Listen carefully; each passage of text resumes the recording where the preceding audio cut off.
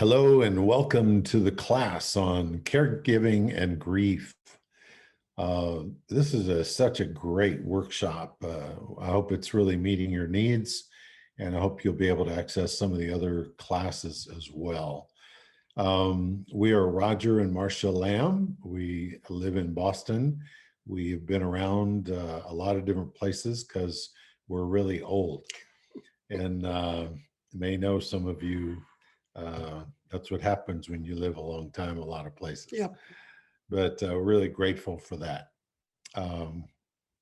So I'm going to share a PowerPoint here to help guide our thoughts and get that going. Here we go. That can be edited. Okay. So the sacred journey, caregiving and grief. What we're going to do in this class is we're going to, Marcia's going to share about the caregiver's grief, and then I'm going to share about the person being cared for's grief, and then share a little bit about community grief. And then Sheila Karonis is going to give us a quick acronym here on what she has learned about grief in her experience. Really looking forward to that. And then we'll have some questions and answers at the end. So Marcia is going to start. Grateful to be here. I hope this is helpful to you. I'm focusing on our grief because this is for you. This is for those of you who came to the workshop really needing some strength and help, and I pray this will help you. We need to understand that what grief is any kind of loss. It could be obviously the death of a loved one or a loss to you, and as far as your life and what you expected your life to be. So, and what happens when all these different kinds of losses that we experience as caregivers happens? You know, there is such a thing as caregiver stress. And it's considered to be very, very much like PTSD. Research has even shown that the effects on a caregiver are similar to those people who have suffered wars and other tragedies and find themselves really burned out. So when you have this happen to you over a period of time or even a short time, don't be surprised if some of these symptoms pop up and you wonder where they come from and you think you're an evil person for having them, but perhaps depression or feeling resentful or overreacting to minor nuisances, I should say. Overindulging in something, food, alcohol, smoking, sleeping, neglecting your own needs is pretty common. Constantly exhausted, difficulty sleeping, compromised immune system. And even if your loved one has already passed away, you may still feel these things as a caregiver because it could last for a long time. And so we're bringing it to people's attention so that we can do something about it. So I divided our grief into three areas: those unexpected griefs, anticipatory, the kind who are anxious, looking forward, not forward, but looking toward the future, and then real-time grief. You know, in our unexpected griefs, I put several comments here. One of them is a perfection dilemma. I point at myself. You know, we, for some reason, as Christians, expect to be perfect. We just expect that for some reason, we should be loving, compassionate, just like Jesus all the time. And it's very, we have that expectation of ourselves. And sometimes other people or the people we're giving care to have that expectation of us. But we have to deal with, we can only control what we believe and feel. And you know, we often at this time swing back and forth between feeling guilty and also then blaming others. You know, and then during this whole time with our efforts to be perfect, You know, the truth is that God is waiting for us to come to him because he's the only one who's perfect and can even help us in these situations. One thing else that we've learned through this is, you know, you're not going to be perfect. Your people, if you're close to them, will know you're not going to be perfect. And at this point, you bring out the medicine bottle from Proverbs 17:22 that says, laughter is the best medicine. Just be able to laugh at yourself and the person that you work with. Please allow them to laugh at you also. It'll happen. The other thing is with chronic grief and caregiving, there's a little bit of a difference, I believe, because, and definitely PTSD things show up in this, and you don't know why, because you've been caring for this person, this child, all their life. You've had this going on for a long time in your home or where you work. You've voluntarily become a caregiver.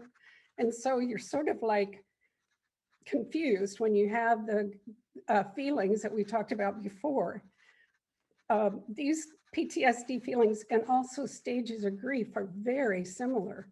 I know I finally had to go to a counselor because I couldn't understand these feelings I was having when I was taking care of our daughter, who was an adult woman, but very sick most of her life, but only in the last 3 years had it really become where she was under our care. You know, the things that cause this can be just the length of time that it takes or an ongoing and increasing amount of care that's going on, the level of our responsibility, and if we have no other caregivers in the family, or if you're dealing with a multi-generational situation. In those times, I think about the expression, the sandwich generation, as many of you probably are in, where you have the care of maybe your grandchildren, your children, and your parents. You have multiple levels, and then there's you in the middle of it somewhere. But I just want to, I think we felt like we were not just a sandwich generation, but the triple decker super duper hamburger with extra pickles and potato chips on the side. That's how we felt when things were going on. We had so many people to take care of during these. So don't be surprised. Don't be surprised if you think, well, this doesn't take that much time out of my day, but it takes a lot out of you. So be patient with yourself. But those times also in our lives when we're the caregiver for a long time, we may be grieving our life or even a short time.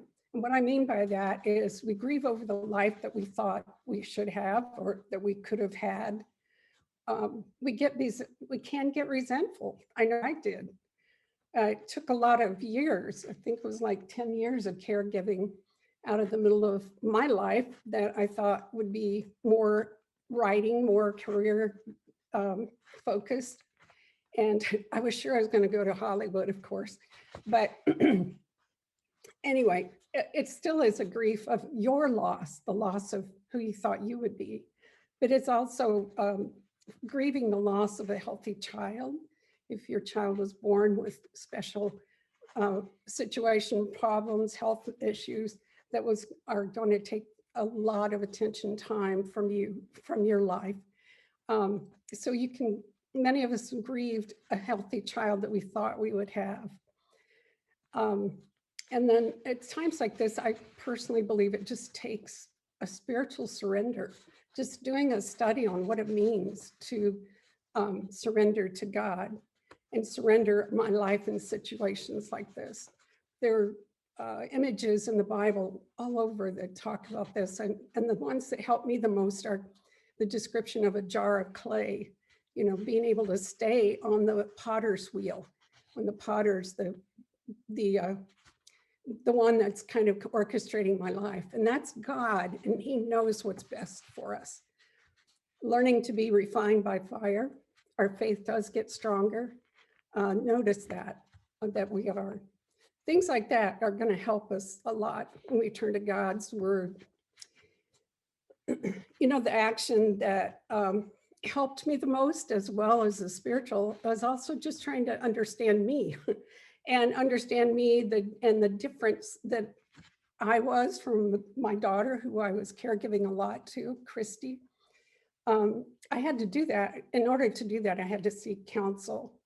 And also, I really was not happy. I really didn't like myself when I was angry and short-tempered and anything but Christ-like in situations. To become more like Jesus takes some suffering. It even says Jesus learned obedience by the things he suffered. What are we learning? It's going to take some suffering. But I also had to study our communication types.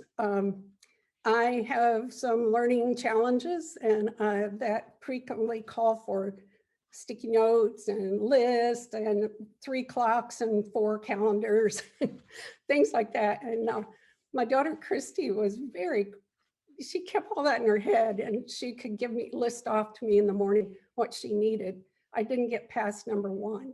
So we both had to learn what I needed to help her, and then I had to learn her style and be able to guide her so that I could understand what she really needed. So one of the things I also learned, and I think Roger's going to talk about a little bit, is just approach the problems with curiosity and compassion. That'll help you from getting resentful or staying resentful. So approach the situations with curiosity. What are they really feeling? What are they thinking? What am I feeling? Anticipatory grief is another type. And this one is probably the one where we're anticipating the loss of the person we're caring for. Especially in their condition, we might be feeling guilty thinking that they would be better off if they did pass away. And in many, many, many, many cases, that's true. It's very true. So, but the guilt that you feel is real, and it helps to talk to someone about it, talk to someone that's gone through that. You also may be grieving the changes in their body. A lot of cases, it's a long goodbye. I know my mom had Alzheimer's. It was a long goodbye, a long grief process. In order to prepare myself for the loss, I seek God, seek others to help me, and then again, neither deny or dwell on the future of my grief. You got to be real, it's coming, but you don't need to deny it, and you don't need to dwell on it. Yep. Again, honest, open communication is the best between you and your person you're caregiving. Just talk and don't leave things unsaid. That's the biggest regrets I hear from people, is wishing they had said something that they didn't, whether expressing love or resolving problems. Christy and I did that. We had the best last month of our lives. And then there's always the real-time grief. And this really does call for having extra help with a grief group or other people who've gone through it, books. There's great resources to really help us. And believe me, we know, probably tried them all, whether their death is slow, as in the case of someone with cancer, or if it's fast, it's coming and it's real and need help. But do find your joy and peace, and you will find that with God. There's a lot of victories in death. And if you can be able to keep your mind on the victory of a new body for them, no pain, no agony, no tears. We always were so encouraged when we thought about Christy finally getting to be the bride of Christ in a painless body. There'll be no suffering. And I don't have pat answers on how to handle all these challenges, but I do know that God is merciful and God is just, and God knows everyone's hearts. I pray they find comfort. God bless. Amen. Thank you so much. I've learned so much from you about how to care deeply for people. And I know God knew I needed you. So Marcia's talked about their grief, or your own grief. I'm going to talk a minute about the grief of the person you're caring for. To me, we always need to start with the principles. What are the biblical principles? These are ones that have helped us. Realizing it's an honor to walk with someone through the valley of the shadow of death. You know, it's not a burden. Sometimes it feels like a burden, and sometimes it gets really hard. And what I tried to then, when I was really feeling that, I tried to go back, remember it's an honor to walk with them through the valley of the shadow of death. Then secondly, this is so real. 2 Corinthians 1, 3, and 4, the Father of compassion and God of all comfort, who comforts us in all our troubles, so that we can comfort those in any trouble with the comfort we ourselves receive from God. This is a benefit that disciples have that other people just don't have, the well of God's comfort to draw on. We can run out of our wells. They can run dry pretty quick. But when we are promised the Father of all compassion and comfort will comfort us so we can comfort others. We've drawn on that well so many times. Showing Jesus in suffering. Through suffering, our bodies continue to share in the death of Jesus, so the life of Jesus may also be seen in our bodies. From the time we were baptized into the death, burial, resurrection of Jesus, we were proclaiming his death, his suffering, and his victory. And now we get to do it in suffering with and for someone else. And I think that puts a whole different light on it for me. And then also just thinking about God's suffering. When our son died, it just was such a shock to us. But although he'd been sick with leukemia for a year, we just knew he was going to get well. And then it dawned on me, you know what? Every one of God's kids dies. Every one. But he still has compassion, and he still has a victory over suffering he provides for us. Another one is that I need to remember a lot is the golden rule. Do to others whatever you would like them to do to you. So when I get to the end of my rope, I try to make myself think, now, if I was the person I'm caring for, and I was in that position, how would I like to be cared for? How would I like to be loved? There's another great passage, and I forgot to write the scripture there, but it's Galatians 4:14. Paul told the Galatians, even though my illness was a trial to you, you did not treat me with contempt or scorn. I was like, we both read that, we're like, oops. Gosh, that's a challenge sometimes when you're overtired, you're worn out, you've given all you think you can give. And he says, instead, you welcomed me as if I were an angel of God, as if I were Christ Jesus himself. Wow, that's amazing. What really drove this home to us was when my sister was in the hospital in her last days. Her name was Gail. She was older than me, but she had Down syndrome. It was just a delight of our family. So I got to be a younger brother and an older brother all at the same time. And she used to call me her dear darling brother. But in her last days there, I took my computer over, just worked there in her room. And when she was alert, awake, we would interact. Marcia then went and stayed with her also. And one time Marcia was reading the Bible to her, and it seemed like Gail was resting, but Marcia read this scripture about you welcomed me as if I were an angel of God. And Gail sat up in the bed and said, welcome me, and then just laid back down.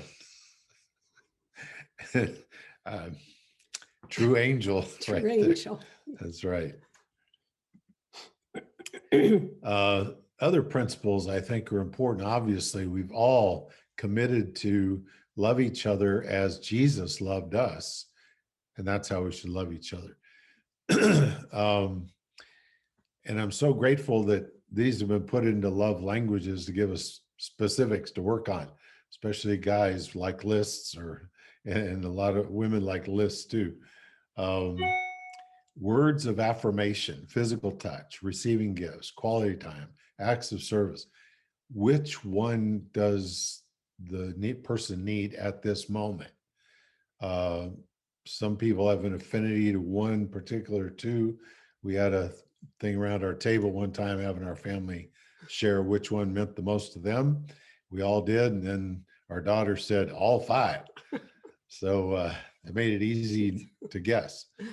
But I think needs change, situations, moments. So which one is going to mean the most to them? And just ask sometimes, which one do they need?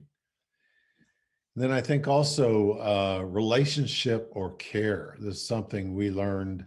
What do they need right now?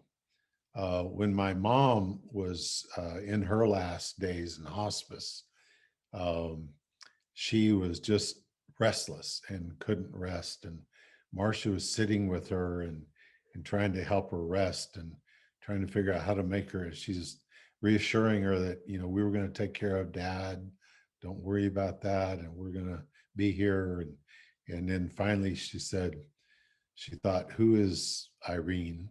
And she said, Irene, the dishes are all done and put away. And my mom went, oh, and just relaxed and went to sleep. It's because Marcia knew who my mom was, the good German, everything's got to be in order and in place person. Then Marcia came to me one time and said, you know, I think we're trying to be Christy's caregivers without being her parents. And I think she's asking us to be her parents. And I'm like, wow, I hadn't even thought of that. So we had to switch back and forth, obviously, between which role and which one she was feeling the need for. You know, I think what really helped us too is to try to figure out, what is she grieving? What is he grieving? What are they grieving? They're grieving the changes in their body, their mind, their freedom, their past, their future, their relationships, their regrets. And the only way to help with that is to ask questions, understand as much as you can, and discuss it with them, and give them an easy way to discuss these things and process them. Then there's spiritual care. This is a tough thing, but helping a person to say goodbye is really a great gift to them, because some people are good at it, some people are not. Some people have spent their whole life expressing what they feel, and other folks have trouble expressing what they feel. So I think if we can figure out how to help them say goodbye, what questions are they not asking? And then who is best to ask which questions? Here's just some. You can make a whole list. Are your spiritual needs being met? How is your relationship with God? Do you want to resolve anything? Are you ready to go on? What will heaven be like? And you need to decide and probably get advice whether you should be the one to ask those questions, whether it's best to bring another family member, another friend, minister in, elder, you know, who would be good to do that. So relationship or care is crucial. So we talked about our own grief. We talked about the person being cared for's grief. Now we're going to talk about community grief just a minute, because none of us grieves as an island.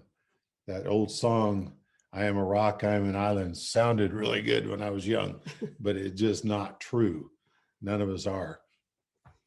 So here's some things we had to learn. Let others serve with you.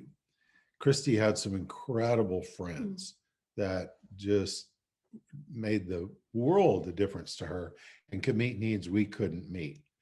David had an incredible group of musicians devoted to him.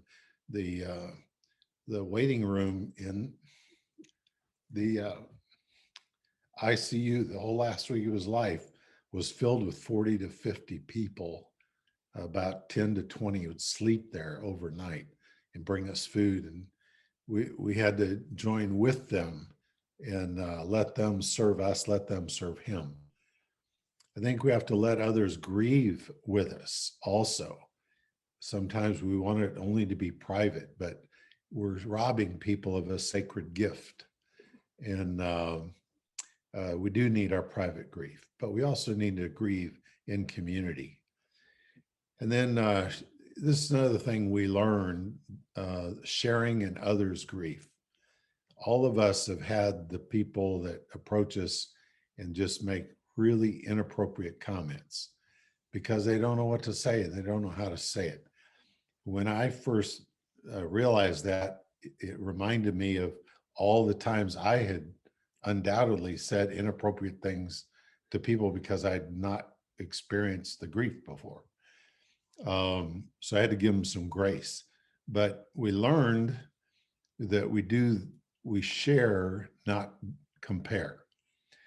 And the difference is when somebody's grieving a loss of a spouse they're caring for, or a child, or a parent, we can connect in what we overlap. And I've lost a parent too. I can connect on that level. I don't totally understand what you're feeling, but I can connect in that level. What you don't want to do is compare. Oh man, my grief was so bad because blah, blah, blah, blah, blah, blah, blah, blah, blah, blah. That's hijacking the grief. That's hijacking the comfort. And that's what you don't want to do. So share in the areas we can connect, but don't compare your grief to anybody else's. Everybody's grief is different. The other thing is share the good and the bad. Sometimes we're afraid. Some people are inclined to only share the good, and that's not healthy. Some people are only inclined to share the bad. That's really not healthy. So let's do both, like the Bible does, all the way through. The other thing that dawned on us is, and this is over a process of time, there's no right way or right order to grieve in. And I'm so glad they outlined the stages of grief, but it's not, okay, which one am I in now and what's next? They'll come at you at different waves, different times, different orders. And that's something you can connect with other people grieving, but it's not an organized sort of a thing. So don't feel like you have to grieve a certain way or in a certain order. The last thing I want to share here is that Gloria Baird, our dear friend that means so much to us, she and Al helped us, we're best friends for life. She passed a while ago now, and we're so looking forward to being with her in heaven. I'm really hoping she's found our parents and Christy and David, and I'm just, but one of her favorite phrases was, "Don't waste your suffering." And she gave that as counsel many times. We never forgot that. So when David had leukemia, I shared that with him and Morgan Eve, his wife. And being the poet and the musician, he turned it into "Waste not your suffering." And he was going to write a song about it and get a tattoo. And sadly, his recovery that was going so well suddenly changed, and he was gone 10 days later. Morgan Eve did get a tattoo with that, "Waste not your suffering," and wrote a song about it. And I got to share that with Gloria actually before she passed. But this is so true. Suffering is a part of life ever since we were out of the garden, and it's going to be a part of life. So don't be surprised, but let's take it to God, and then let's not waste it. Let's let God use it to make us better people, to help more people. Now we're going to hear from Sheila Karonis, a wonderful sister who's originally converted here in Boston and has been around the country, now back in Boston with her wonderful husband, Ted. They adopted 4 children, 2 special needs children, and they've had 2 sons die. One of their sons died the same week our David died. And so we have that bond and that club that nobody wants to be a part of. But she's got some great things to share with you quickly about what she's learned about grief. Good morning. I'm Sheila Karonis, and my husband is Ted Karonis, and we live in Lynn, Massachusetts. Excuse me. We adopted 4 children. We adopted Jesse from Lynn, Massachusetts when he was 6 months old, Joy from Santiago, Chile when she was 2.5 years old. And they said if we hadn't taken her out of the country that she had no worth, so they would bring her up to the mountains and let her go to die. We adopted Aaron in Florida when he was 4.5 years old, and his mother actually went into the adoption agency with him and said to Ken Brand here, I do not want him. Then we adopted Christina, who was 12, and my good friend Fiona Blasius said she had a friend who was dying of cancer, and she wanted Christina to have a father that she never had because she was actually adopted by Christina's mom by herself. And so we adopted her. We lost our 2 boys. Aaron, we lost 7 years ago, and Jesse, we lost 2 years ago. Aaron, we lost to drugs, and we believe Jesse had a heart attack. Needless to say, grief has a gravity that pulls. I'd like to tell you how I'm learning how to deal with my grief by using each letter from the word grief. First letter is G. After Aaron and Jesse died, my heart went straight to thinking about grief. God goes through the same thing every day. I now have compassion for God like I've never had before. I know I have gone through a lot, but actually having 2 special needs children, I can see people, as people, we all have special needs. God has given us answers if we're willing to listen. I can't imagine what God thinks and feels with such a lack of appreciation for all that he has done for us. We always think about Jesus, and we think about the prophets and everybody that sacrificed their lives for us. But I've never heard a sermon on grieving for God. And he is our Father, and he has to take care of us every day, millions and billions of people. For I have learned to rely on the gift of God, which is the Holy Spirit. There are 4 out of the 7 gifts of the Holy Spirit that I think about. One is wisdom, understanding, counsel, fortitude, and courage. Each of these means something different to each one of us. But if we take the time to see how each one of these can help us individually, we'll be able to understand what God is trying to help us with. Romans 8:26, God will help each one of us according to our needs. And we all have a lot of different needs. And so he's actually caregiving for all of us. I is to imitate people in the scriptures. Mary, the mother of Jesus, is willing to be Jesus's mother. She would not have imagined when God came to her and told her she would be having a baby, the voyage she would be on. Like we never would have either. None of us know. We must do our best with what God has given us. He's actually selected each one of us to caregive in one way or another. And it's because he trusts us. And he individually knows which each of us can handle.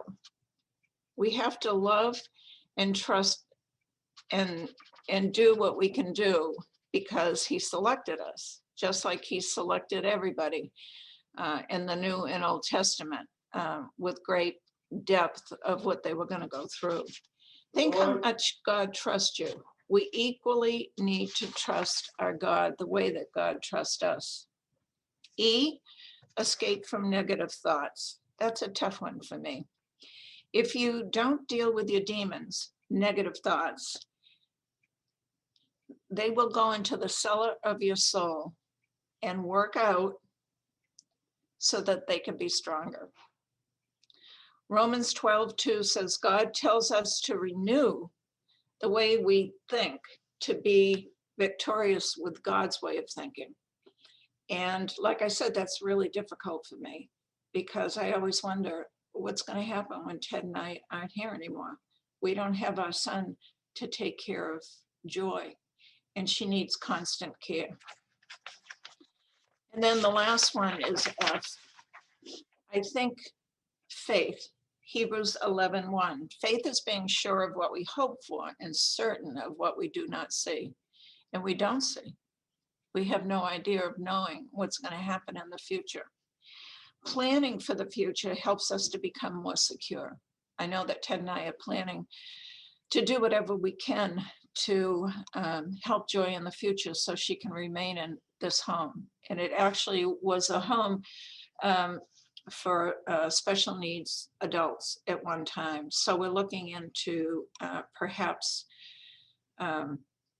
doing what we can do to make this a home so that Joy will be taken care of. We must plan for the future, even though that we don't know what's coming in the future.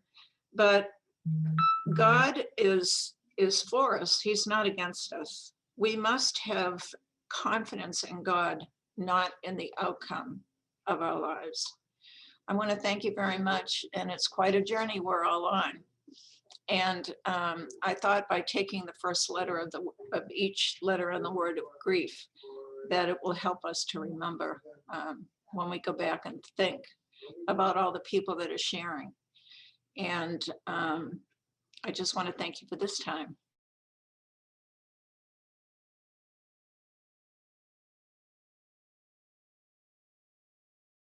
Okay.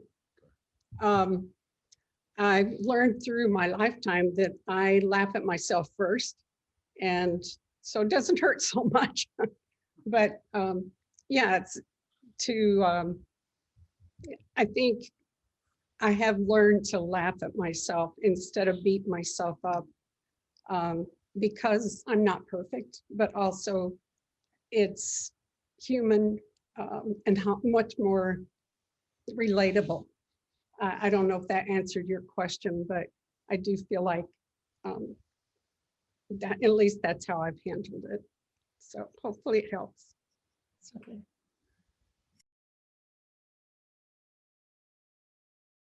Never had that problem. Oh, no. We're always just right.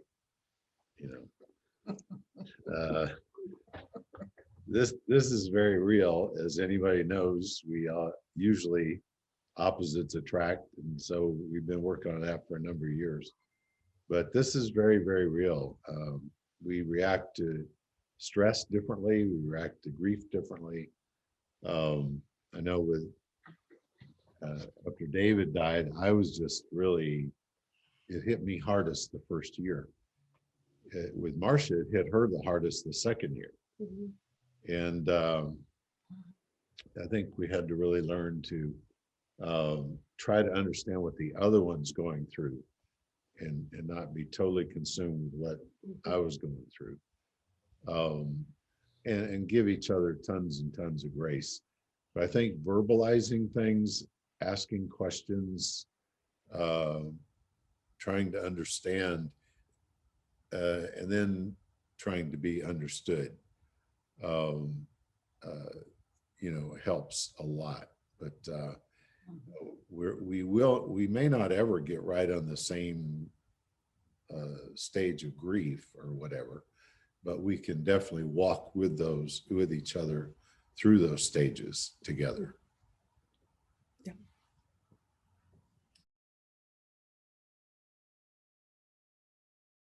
With Christy, her life was chronic illnesses. So we were more in the mindset of, we're going to find a solution. She's going to survive. It's going to be good.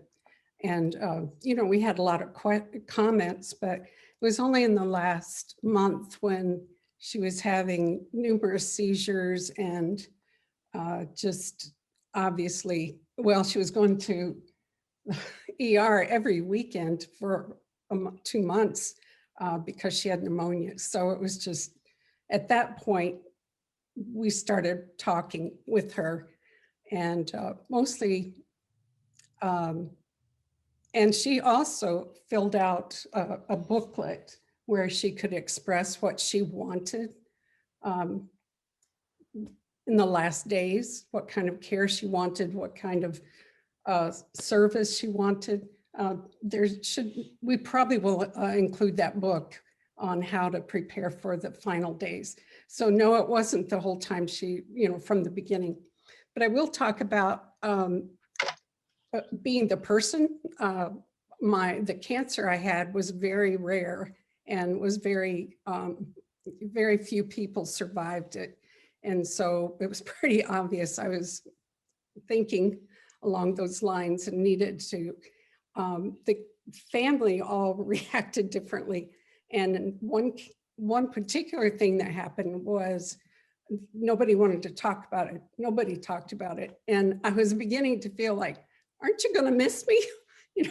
Please, somebody talk about this. And so eventually they were able to say, we don't want you to go, but we'll miss you, or, things like that. We didn't have too many conversations that way. I did notice, though, that Christy was in an emotional state where she just couldn't deal with it. And basically, she couldn't talk about it with me or anybody. And she was in a point where she was in total denial about it. And eventually we did have to get some help with her being able to talk about it. I hope that answers your question. But again, everybody's different. They handle grief different. But the person that is dying does want to know that you love them and that you really are going to miss them and that you're aware of what's happening. Yeah. So. And I just want to add that this is why having our relationships in a good spot before crisis happens really helps. Because if your relationship's bad and then this crisis happens, that just makes it really hard. And the other thing is, if you find you're just not able to have these conversations, bring somebody else in that you both trust and that can help you have these conversations. Yeah. But don't just ignore each other. Don't just argue. Don't have destructive conversations. Get people to help you have them, because the relationship's way more important than all the other things that are involved.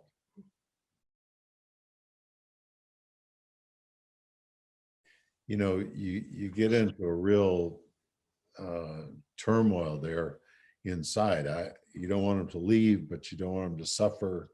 You're not sure how much longer you can hold on, but you don't want to wish them to pass. It's just that's a rough spot to be in. And one of the things that helped us, particularly with David, was we were having to struggle with this as a family. He was in ICU for a week, particularly, but before that, of course, a year of leukemia. And and that last week was pretty brutal. And then they came to us and said, you have to decide if you're going to pull the plug or not. And it's his wife, his 29-year-old wife, who's going to have to make that decision with our help. It was like, oh my gosh. And she was all torn. So we got the family together and I said, I'd just like to suggest we pray for a miracle or mercy, that God will do a miracle here and heal him and give him more life, or there'll be mercy and we won't have to make this decision. And we all prayed about that and fervently. And then the next morning, we were going to have to make that decision.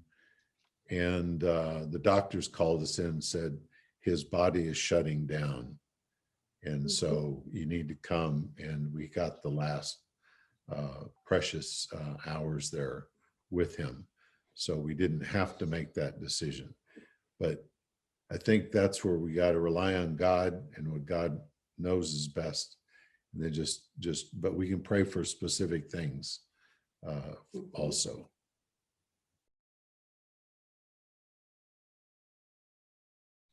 I think sometimes time will help. Well, and talking to other people who will help you to realize you take, I mean, what you've gone through is incredible, difficult. It's more than most people deal with, and to give yourself grace and forgiveness, process it any way you can, get help. But yeah, that's what I would suggest. Perspective is really important. And we need other people in our life to give us that perspective. We can't usually get it ourselves. But also, I think grace. And you know, God doesn't expect perfection from us. Jesus died so that he could perfect us with his blood and make up the difference. Right. And we've thought about that a lot. There's a lot of things we wish we'd done differently, different times, but that's not going to help us heal. It's not going to help us grieve. That's not going to help us go through the grieving. It's going to get us stuck. And then one thing I thought of is, how are they viewing us now from the other side? That's right. And I don't think they would want us stuck in regret. Right. For them, everything's fantastic and awesome. And I do believe personally that they know what's going on with us. And we have felt at different times, you can just really feel that connection. And I think our loved ones wouldn't want us to stay stuck in regret. Right. This has just been, I feel closer to God now than I've ever felt his presence. And as painful as all of this has been, losing children and, taking care of Joy and Christina, and I'm on a different kind of a voyage now spiritually. I understand God better. I love God more. I'm not bitter. I'm not resentful. And it's all because God has shown himself to me in a much brighter perspective. And so as painful as this all is, I give all the glory to God to allow me to be okay. Yeah. Amen. That's right. Amen. We're gonna send out to everybody a list of resources for you, because obviously we did not cover all there is to cover here, as you know. But I'd like to encourage you also to, if you need help working through your grief, there are many different options for that. As mentioned here in the chat about the grief recovery program, that's one very good one. We went to a grief share program, which we found really helpful. They're all over the country. And these will be links in the resources thing. And then there are other things, but the important thing is to work through it. Don't try to avoid it. Work through your grief. Don't go around it, and don't sit in it. But also let other people help you. Get into groups where other people can help you.